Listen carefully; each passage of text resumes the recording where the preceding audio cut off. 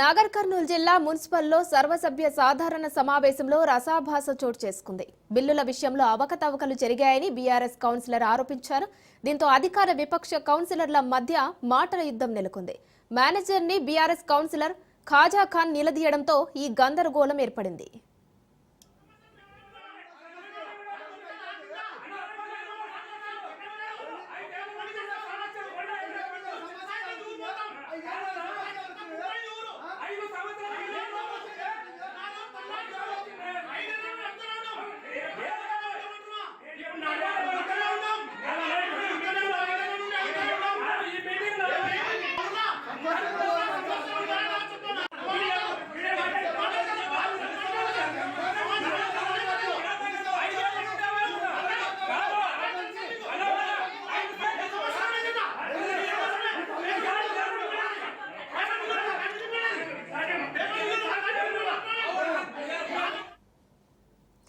నాగర్ కర్నూలు జిల్లా మున్సిపల్లో సర్వసభ్య సాధారణ సమావేశంలో రసాభాస చోటు చేసుకుంది.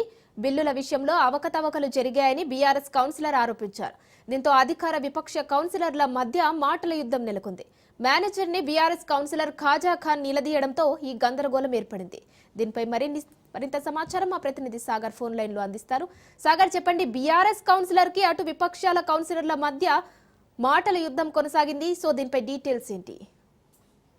Right, good afternoon. ఏదైతే నాగర్ కర్నూలు జిల్లా కేంద్రంలోని మున్సిపల్లో ఈ రోజు అయితే సాధారణ సర్వసభ్య సమావేశం అయితే నిర్వహించారు. ఈ సాధారణ సర్వసభ్య సమావేశానికి కూడా అందరూ బీఆర్ఎస్ ఇటు కాంగ్రెస్ సంబంధించిన అందరు కౌన్సిలర్లు కూడా హాజరయ్యారు.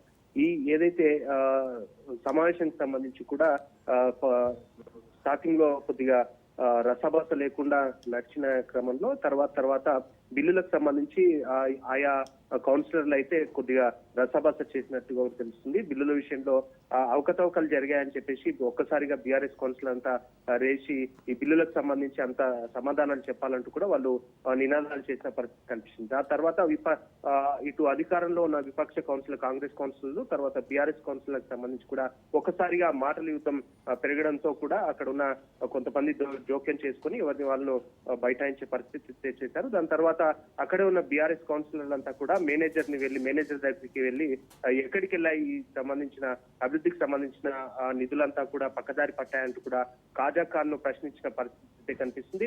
ప్రస్తుతానికైతే ఈ సర్వసభ సమావేశం జరుగుతూనే ఉంది. మరికొద్ది సేపట్లో అయితే మిగతా విషయాలు తెలిసే అవకాశం కూడా కనిపిస్తుంది. Thank you Sagar.